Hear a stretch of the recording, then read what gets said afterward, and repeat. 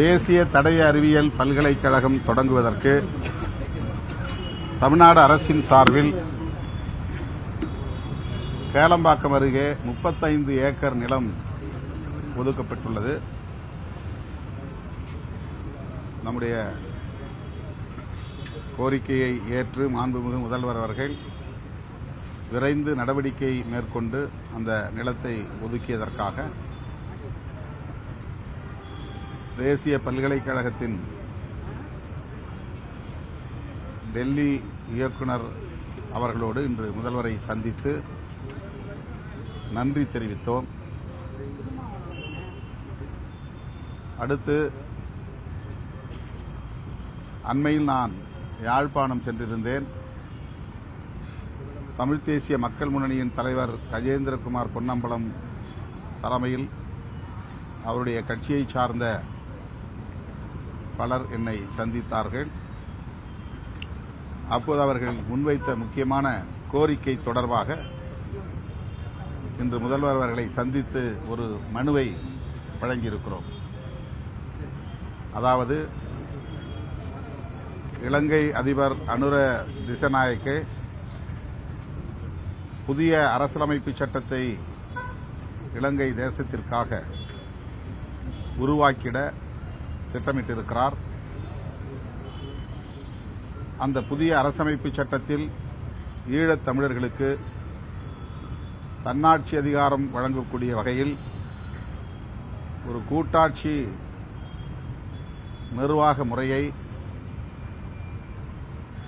அரசமைப்பு சட்டத்தின் வழியாக கொண்டு வர வேண்டும் என்கிற கோரிக்கை. அவ்வாறு அரசமைப்பு சட்டத்திலே கூட்டாட்சி தத்துவத்தை இணைப்பதற்கு இந்திய அரசின் தலையீடு இன்றியமையாத தேவையாக உள்ளது.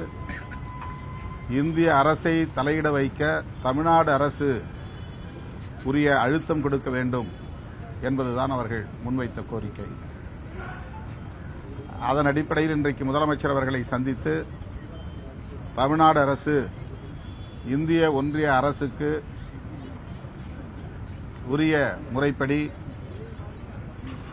ஈழத் தமிழர்களின் நலன்களுக்காக புதிய அரசமைப்பு சட்டத்தில் தமிழர்களின் இறையாண்மையை நிலைநாட்டும் வகையில் தன்னாட்சி அதிகாரத்தை வழங்க ஆவண செய்ய வேண்டும் என்று இந்திய அரசை வலியுறுத்த வேண்டும் என்கிற கோரிக்கை மனுவை முதல்வரிடத்திலே வழங்கினோம். அத்துடன் கஜேந்திரகுமார் பொன்னம்பலம் அவர்கள் முதல்வருக்கு எழுதிய கடிதத்தையும் அது தொடர்பாக அவர் எழுதிய கடிதத்தையும் முதல்வருக்கு வழங்கினோம். இது மிக முக்கியமான ஒரு காலகட்டத்தில் நாம் எழுப்புகிற மிக முக்கியமான ஒரு கோரிக்கை.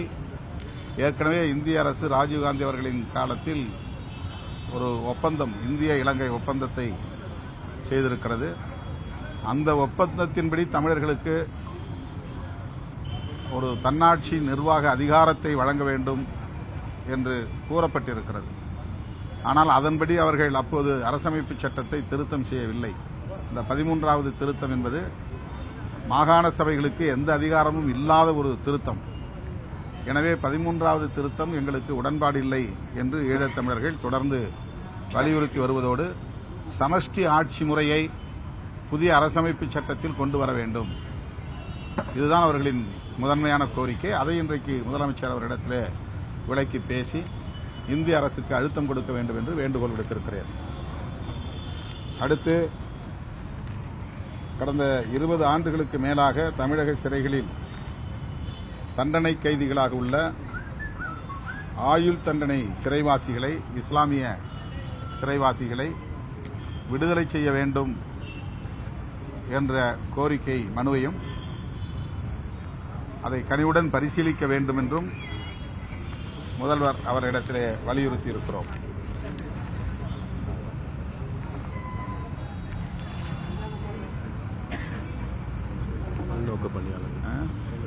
அடுத்து பல்நோக்கு பணியாளர்கள், மருத்துவமனை தளங்களில் பணியாற்றக்கூடிய பல்நோக்கு பணியாளர்கள் பணி நிரந்தரம் உள்ளிட்ட தூய்மை பணியாளர்களின் கோரிக்கைகள் என பல்வேறு கோரிக்கைகளை மாண்புமிகு முதல்வர் அவர்களின் பார்வைக்கு கொண்டு சென்றோம். அண்ணாமலை பல்கலைக்கழகத்தில் உள்ளிருப்பு போராட்டம் நடத்தப்பட்டு வருகிறது. ஆசிரியர்கள், பணியாளர்கள் என்று அவர்கள் கோரிக்கை நீண்ட காலமாக நிலுவையில் உள்ளது. ஏற்கனவே உயர்கல்வித்துறை அமைச்சரை சந்தித்து அது குறித்து விரிவாக பேசியிருக்கிறோம் என்றாலும் கூட அந்த கோரிக்கைகள் நிறைவேற்றப்படாத சூழலில் இப்போது மீண்டும் போராட்டத்தை தொடங்கியிருக்கிறார்கள். எனவே முதல்வர் அவர்கள் உடனடியாக இதில் தலையிட வேண்டும், அவர்களின் கோரிக்கைகளை நிறைவேற்ற வேண்டும் என்ற கோரிக்கையையும் முதல்வருக்கு வைத்திருக்கிறோம்.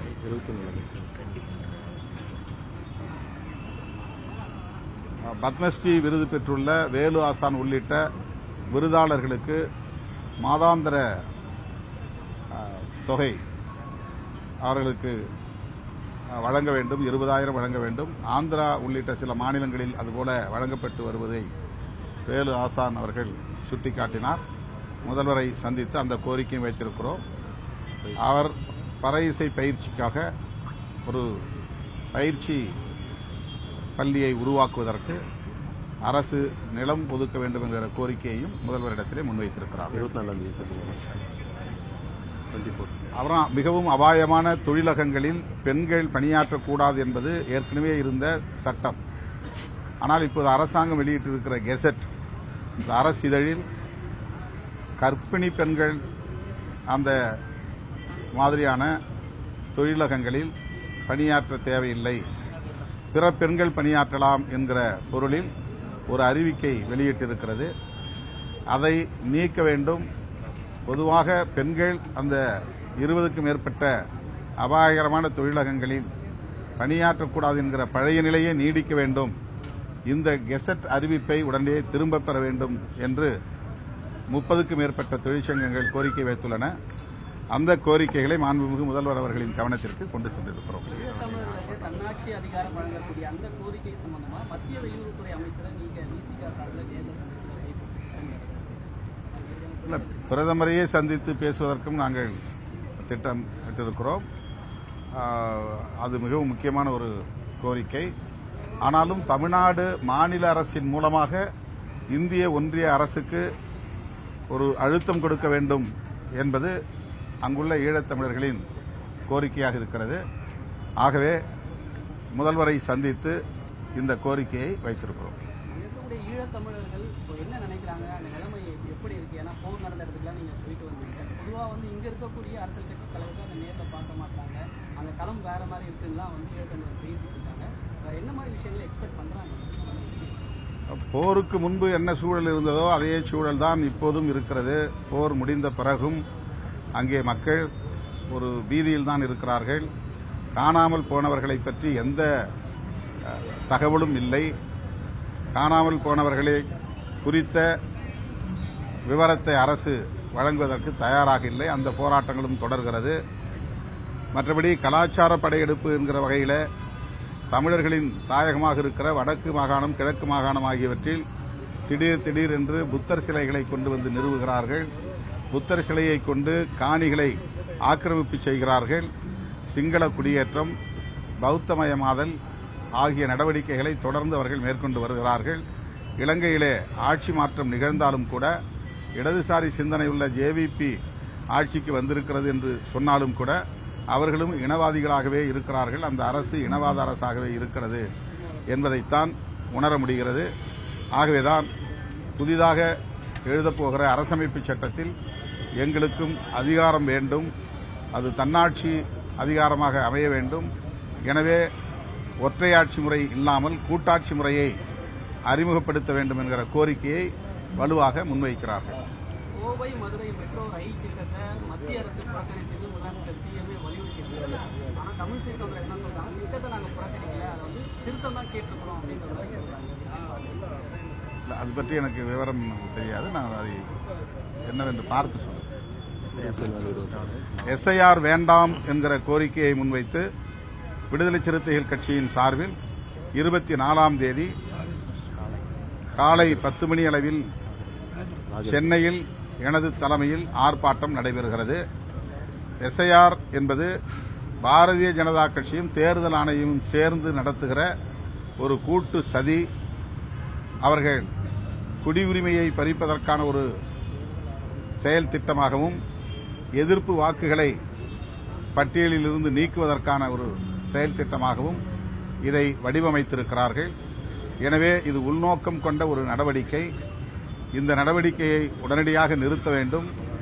பழைய முறைப்படி அவர்கள் எஸ்ஆர் என்கிற சம்மரி ரிவிஷன் முறையையே இந்த தேர்தலுக்கு முன்பு பயன்படுத்த வேண்டும் என்று வலியுறுத்தி இந்த ஆர்ப்பாட்டத்தை நடத்துகிறோம். தேர்தல் முடிவுக்கு பிறகு இந்த எஸ்ஐஆர் பணிகள் எப்படி இருக்கும்னு நினைக்கிறீங்க? இது வந்து தமிழ்நாட்டுக்கு ஒரு அச்சுறுத்தலா இருக்கும்னு பாக்குறீங்களா? ஒட்டுமொத்த தேசத்திற்கே அச்சுறுத்தல். பீகார் தேர்தல் முடிவு என்பது ஜனநாயகத்தை கொன்று புதைக்கிற ஒரு சதி திட்டத்தின் விளைச்சல்தான். நாடாளுமன்ற ஜனநாயகத்தையே கேலிக்கூத்தாக்குவது, மக்களுக்கு ஜனநாயகத்தின் மீதான நம்பகத்தன்மையை சிதைப்பது என்கிற அடிப்படையில்தான் அது அரங்கேற்றப்பட்டிருக்கிறது. அதிலே மேலோட்டமாக பார்த்தால் வாக்காளர் பட்டியல் சீராய்வு என்று சொல்லப்பட்டாலும் குடியுரிமையை பறிக்கிற தேசிய குடிமக்கள் பேரட்டை உருவாக்குகிற சிஏஏ சட்டத்தை நடைமுறைப்படுத்துகிற சதி முயற்சிதான் என்பதை வெளிப்படையாக அவர்கள் சொல்லவில்லை என்றாலும் அதுதான் உண்மை என்பதை உணர வேண்டும். இது நாட்டுக்கு நல்லதல்ல.